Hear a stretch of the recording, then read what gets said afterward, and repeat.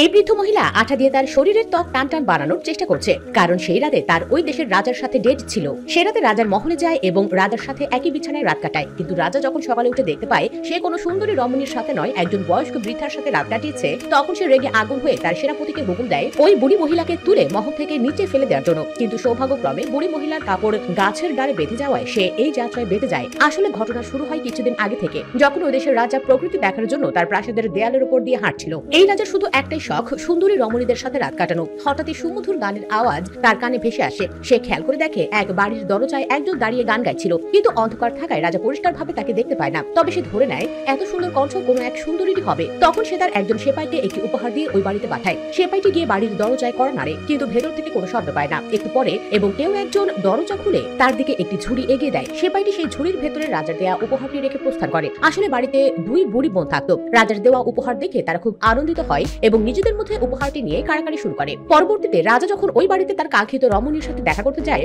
তখন ওই দুই বুড়ি উপায় না পেয়ে দরজার আড়াল থেকেই সুমধুর কণ্ঠে রাজার সাথে আলাপচারিতা চালাতে থাকে এবং তারা রাজাকে বলে রাজার ভালোবাসা যদি সত্যি হয়ে থাকে তাহলে সে যেন এক সপ্তাহ পরে তার কাছে আসে। এই কথা শুনে রাজা সেখান থেকে চলে যায়। দুই বুড়ি তখন ব্যস্ত হয়ে পড়ে কিভাবে নিজেদেরকে যুবতী রূপে প্রদর্শন করা যায়।